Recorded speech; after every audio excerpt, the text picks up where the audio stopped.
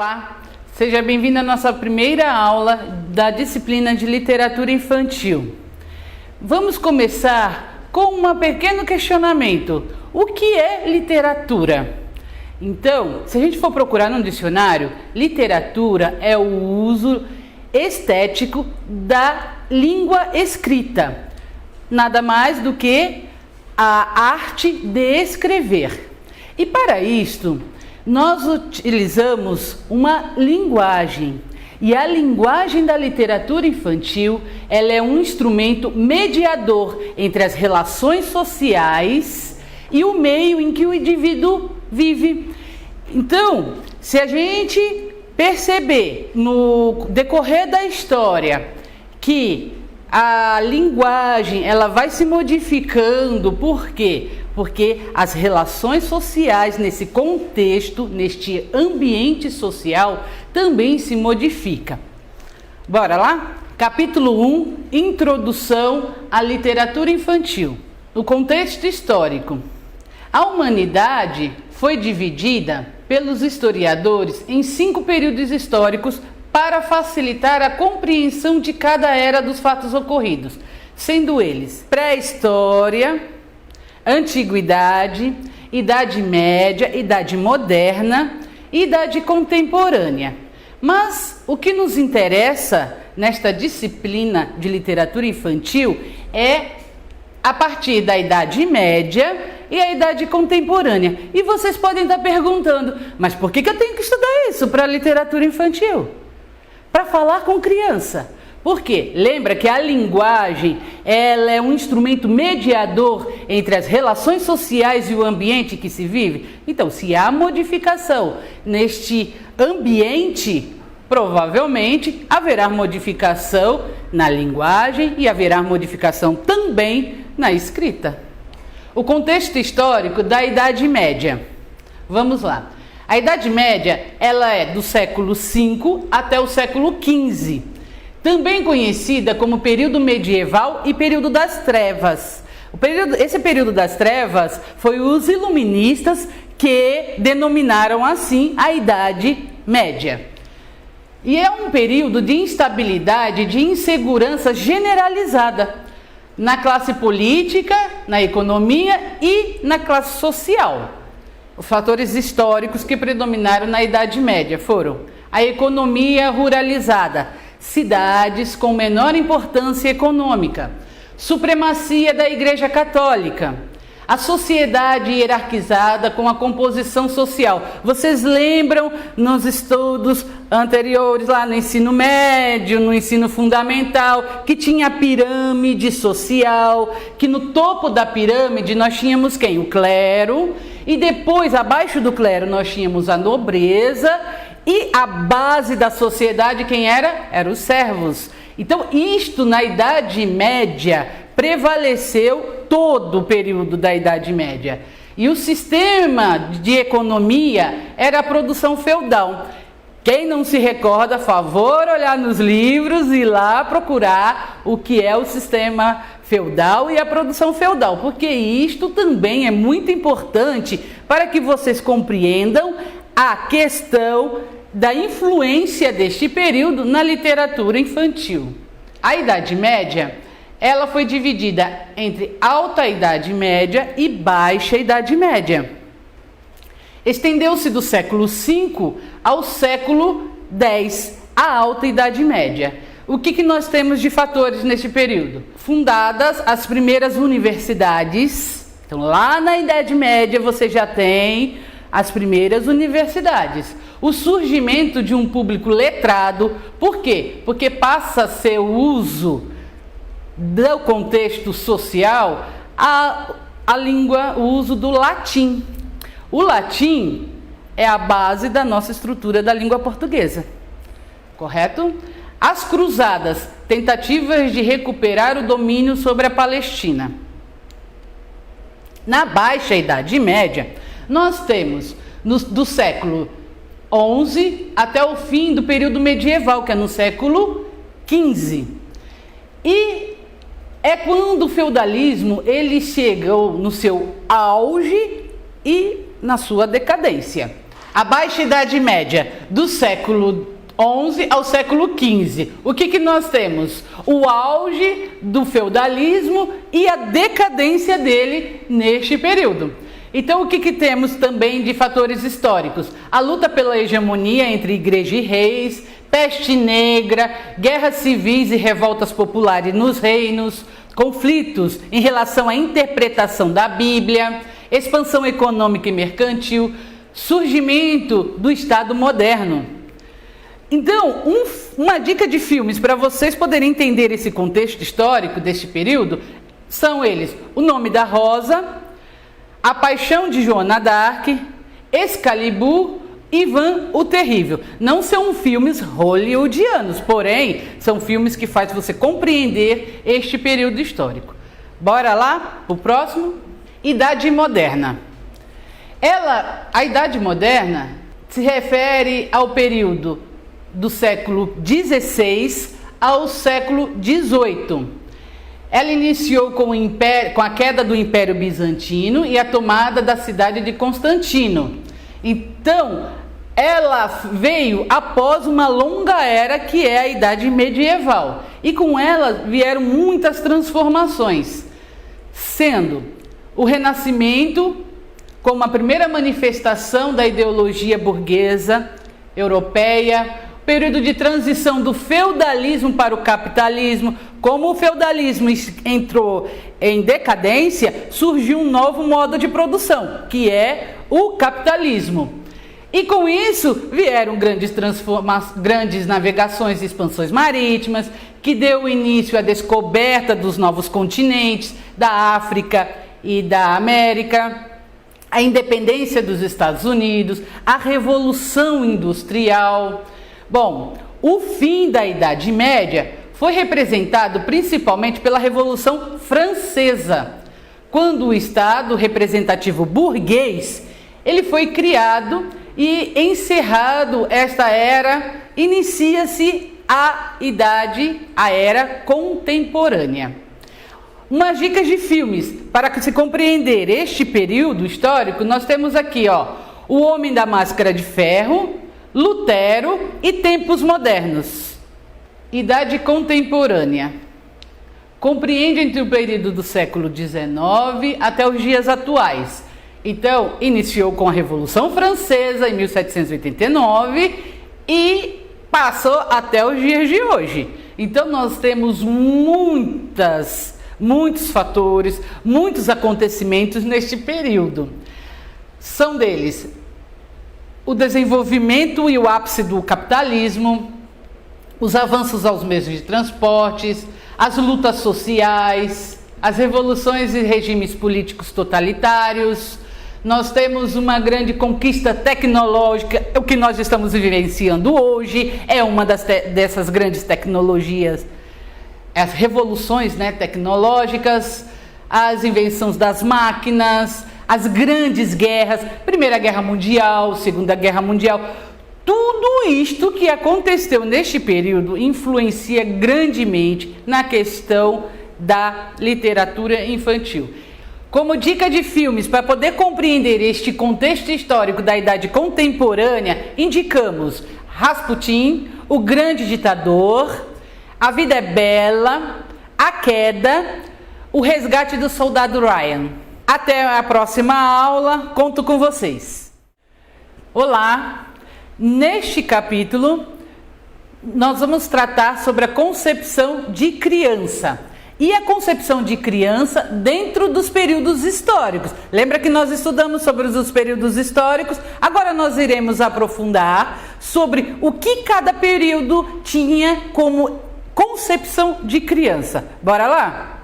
As crianças, elas não eram vistas de forma diferente. Elas participavam de eventos sociais, de festas, de trabalhos, nascimento, morte, usavam os mesmos tipos de roupas, conversavam com adultos externos. Não havia aquela preocupação de proteção à criança, no sentido de que aquela pessoa não faz parte da família, então você tem que tomar um cuidado. Não existia essa preocupação neste período da Idade Média. Até o século XVII, as crianças conviviam com os adultos. Não havia um vocabulário específico para designar o mundo infantil, diferente e separado, ou até mesmo uma visão especial sobre a infância. Não se escrevia para as crianças. Existia um esforço social para integrar as crianças o mais cedo possível na vida adulta.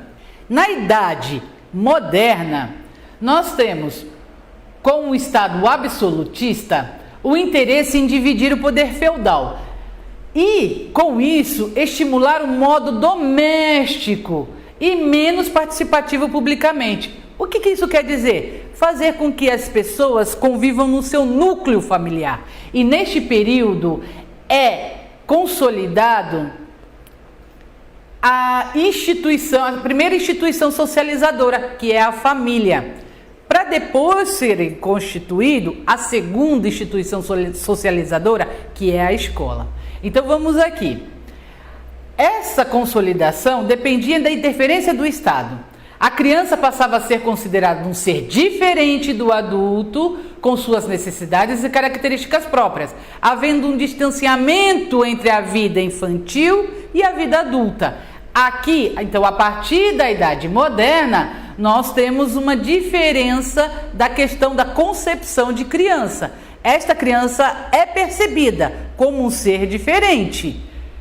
A criança ganha status e é confinada. Isso requer uma atenção especial por sua fragilidade e inferioridade, que é demarcada pela idade. Inicia-se a escolarização separada dos adultos, para que preparasse a criança para a vida adulta. Lembra que na Idade Média não existia separação. E quem ia para a escola, adulto e criança, ocupavam o mesmo espaço social, lembra disso? Aqui na Idade Moderna, nós temos um avanço, que eles são separados.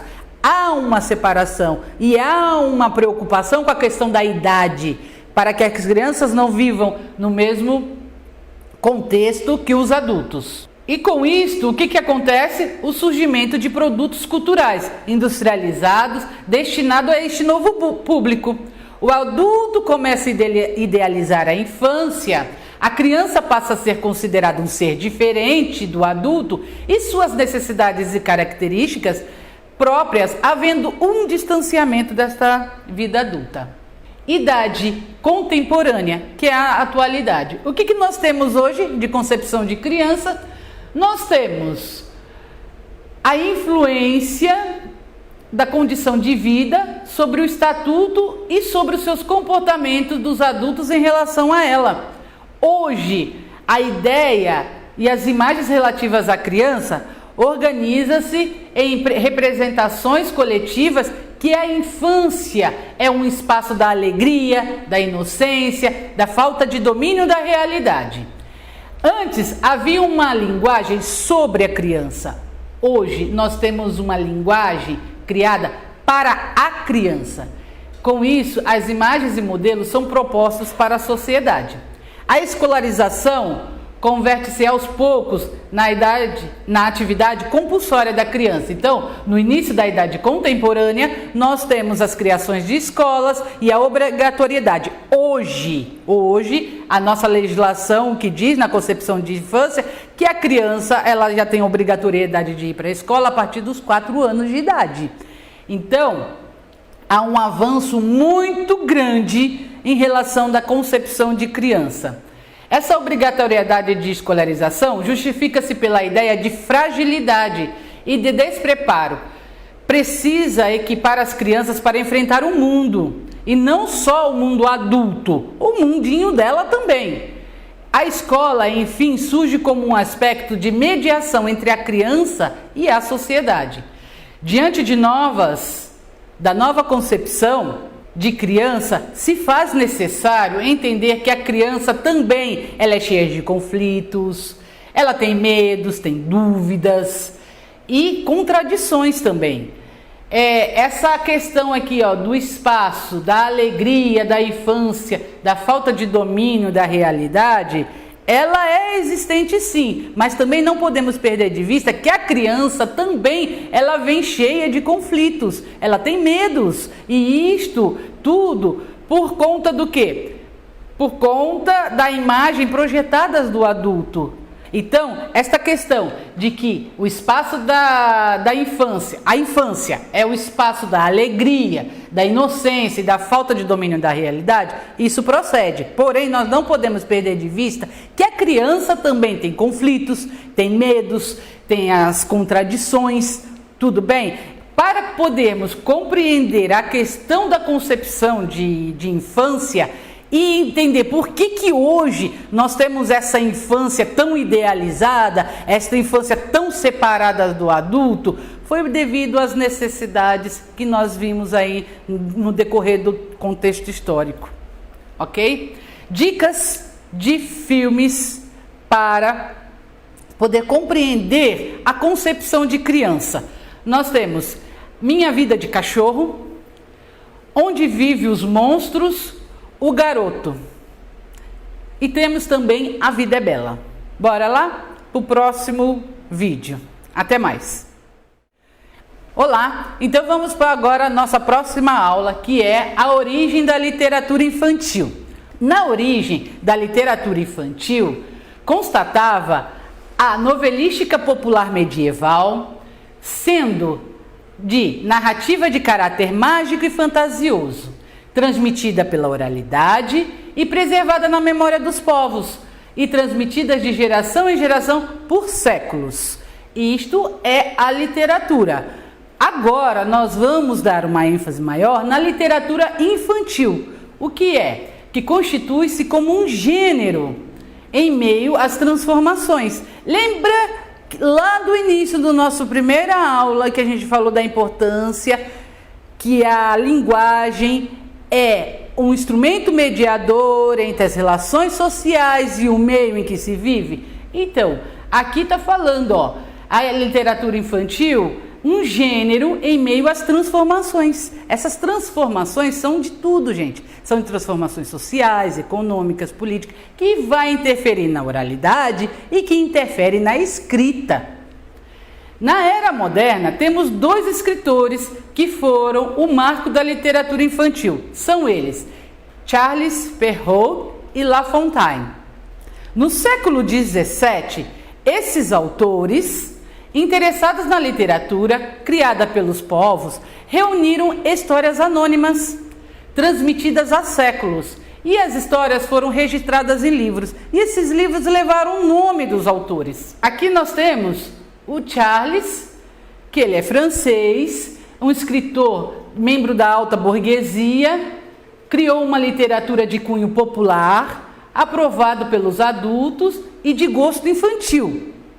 Ele registrou as histórias da tradição oral, editou as narrativas folclóricas contadas pelos camponeses, retirando as partes obscenas de conteúdo incestuosos e canibalismo. Vocês lembram que na Idade Média, que não existia diferença entre adultos e crianças e que as crianças ouviam os mesmos contos dos adultos? Então, qual é os contos que agradam os adultos? Os que têm cenas incestuosas, o que tem canibalismo, cena de sexo e cenas obscenas, né?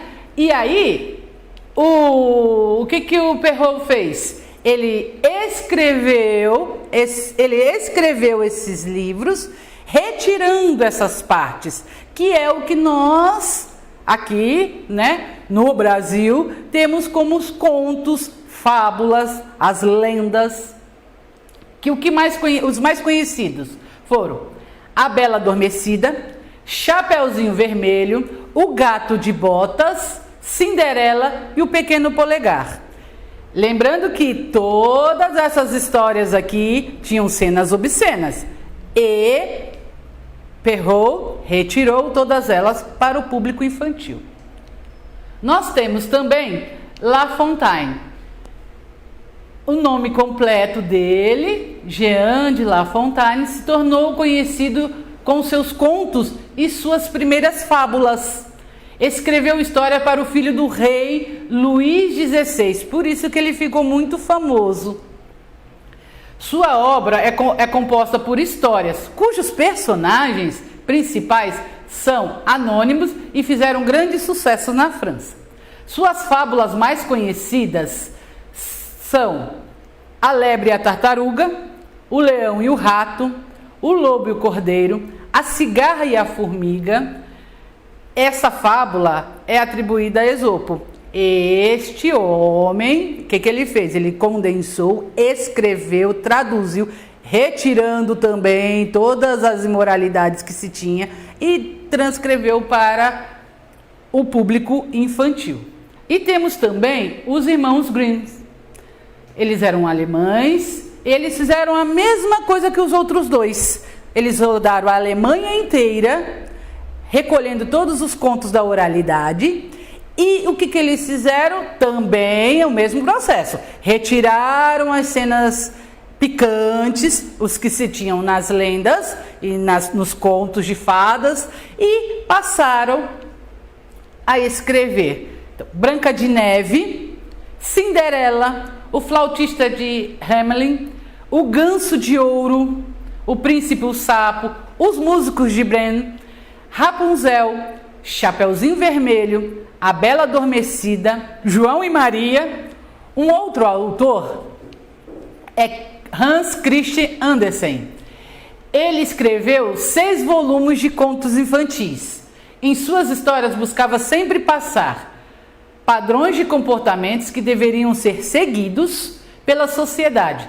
Mostrava muitas vezes o confronto entre o forte e o fraco, entre o bonito e o feio, tá bom? Os mais conhecidos contos de Andersen: A Casa Velha, A Pequena Sereia, A Pequena Vendedora de Fósforo. Este aqui, A Pequena Vendedora de Fósforo, vem com um apelo social, econômico e social muito grande, muito legal e de muita importância se vocês puderem assistir este vídeo, pois ele vai te ampliar a visão enquanto a imagem que se tem da criança. A Roupa Nova do Rei, O Patinho Feio, O Pinheirinho, O Rouxinol, O Sino e O Soldadinho de Chumbo. As origens históricas da literatura surgem em meio às transformações sociais e políticas e repercute no meio artístico e transforma a concepção de mundo e de sociedade. Então, aqui a gente conclui a origem da literatura infantil e peço que vocês acessem o guia didático para aprofundar nas histórias em que lá estão. E que pesquisem também, pois aqui nós selecionamos alguns, pois tem muito mais. Eles são muito mais amplos e estas questões da literatura infantil, ela não se acaba por aqui, ok? Até o próximo vídeo, até lá!